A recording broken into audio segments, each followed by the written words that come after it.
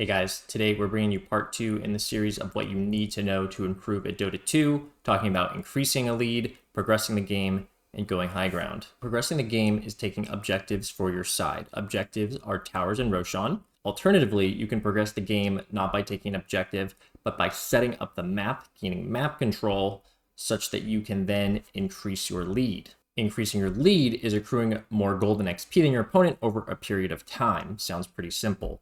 The thing with taking objectives is it permanently increases your map control, or in a sense, permanently lessens their map control, their area of control, the areas they can easily be in. If you win a fight and you take a tower, that's like permanent map control, or at least lack of map control for their side in that area. If you win a fight and then you go farm at your side of the map and you jungle or whatever, and you don't take objectives, then the game just continues as is. You haven't really gained anything. You haven't really progressed the game. They could always come back later. Stuff happens all the time. So if you're not progressing the game when you're ahead or you've won a fight, then you're not really going to win consistently, I guess. Things are just going to become more random because the games are going to get longer, looking at you low MMR players. So we've talked about how these things are linked. The best play after winning a fight is to take an objective. If you can't because your lanes are bad, then what you need to do after winning a fight is immediately fix your lanes. This sets up the map such that the next fight you take, you can take an objective. Or it just sets up the map such that it gives you the information you need to then know if you can safely take an objective even if they respawn. Now, let's talk a lot more about how we set up the map and what playing from ahead looks like, and how you can try and play from behind. This is called what I call the box. I have a full video on this. I highly recommend you check it out. If you haven't seen it already, I'll link it in the description. But we're going to cover the basics here because it's so important and it kind of ties into these other concepts anyway. And just to define the box is the losing team's area of control. So for example, just in the thumbnail portrait here, you can see that the Dire team is winning, and the losing team is what's within this red line here. This is the losing team's area of control. The Dire team obviously has a bigger advantage here, so just keep that in mind. The Dire's trying to shrink that box smaller, take objectives, make it smaller, and the Radiant wants to push that out. The box comes down to a couple fundamentals. So a team with a lead cannot control the entire map, and by the entire map, I mean all 3 lanes and all the jungle area. You just can't. It's too big. You don't have enough heroes. When ahead, the team that's ahead wants to fight the enemy with their already superior level and item advantage. And when you're behind, you want to dodge them because the enemy has a superior level and item advantage. Obviously, things like cooldowns of high impact spells or items can affect whether you want to fight in that exact second or not, but that's the general idea. And then the map control and information gained from the lanes being pushed in for either side, really, like it's good if you're losing, it's good if you're winning. The more you can get the lanes in, the more information you have to dodge bad fights if you're losing, or to choose good fights. And when you have the lanes pushed in, it forces a response from the enemy because they want to get that golden XP, or it forces an obvious non-response. If you're pushing in a tower and creeps are dying under that tower and nobody on their team's farming it, that's kind of a key indicator that they might be doing something important somewhere else, because otherwise they wouldn't be letting those creeps die for free. So we want to tie in progressing the game here with this box idea.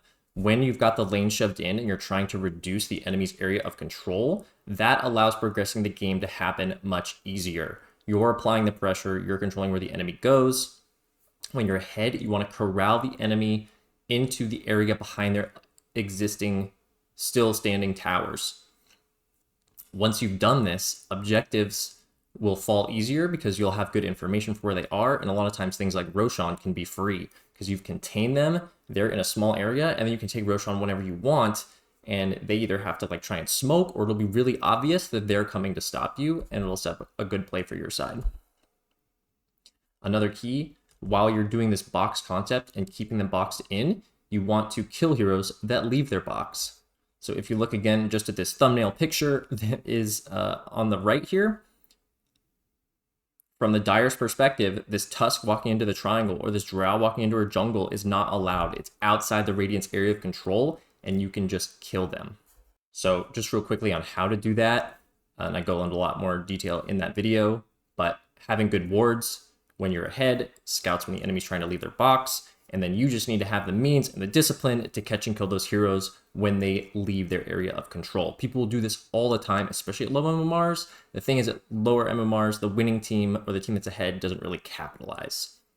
The higher MMR you get, the more often you're capitalizing on these mistakes that your opponents are making.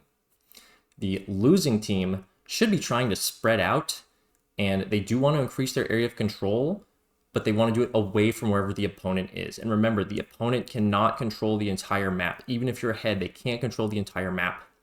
So if you see them all in one area, you can move out the other way. If they split up too much, you can kill the people that try and split up. And you want to shove these lanes out away from the opponent. And in pubs, this should really be you, because your teammates just won't do it well a lot of the time. So that's progressing the game, and we know how that ties into taking the lead. We want to progress the game by taking objectives when possible. We want to use the box to get map control and control where the enemy can go. We want to have good vision up. Eventually, this is going to lead into trying to go high ground. How do you go high ground? Well, it's dangerous. Everybody complains about it on Reddit, and some heroes it feels impossible against. So really, it should only be done with a significant advantage. So you're up in hero number, and or you have the Aegis. Of course, if you're like 50k ahead, it doesn't really matter, but in general, you want to have a significant advantage. You also really need to be aware of the possible buybacks and what your plan is if they buy back. It doesn't need to be elaborate. If they buy back, do we back right away? Yes or no? And it can depend on the hero. So like in this screen cap below, if the Tusk buys back, maybe not a big deal. We can keep going high ground. If the Spectre buys back, that probably is a big deal, but we still have Aegis, so maybe we're still okay with it. It's just something you have to think about, and it'll just depend in your game and the heroes as to what those buybacks mean. It's just really important to know and not throw, to respect the buybacks a lot of time. Usually the best play is to respect the buyback. Push high ground. If they buy back off, farm it up a little bit, and look for the next good play. And the last thing is, don't push into those key high ground heroes like Tinker and Sniper. Those heroes are just impossible to push high ground against. So just play the box, play the map and control it. If they leave the box, if they leave their box, which a lot of times will be their base if you're really far ahead because you've shrunk them all the way down. If they leave their base, that's when you fight them. Any fight outside the base against these high ground defensive heroes like Tinker and Sniper is usually good, versus trying to push into their base is where they have supreme advantage. That is the end of the video, guys. Thanks for checking it out. I will hit you with part 3, which is going to be on making good plays pretty soon, and I'll catch you later. Thanks for watching. If you like the video, give it a thumbs up. If you haven't already, sub to the channel. And if you want to be coached by me, check the link in the video description. You can join my Discord there, and there's all the information there on how to sign up.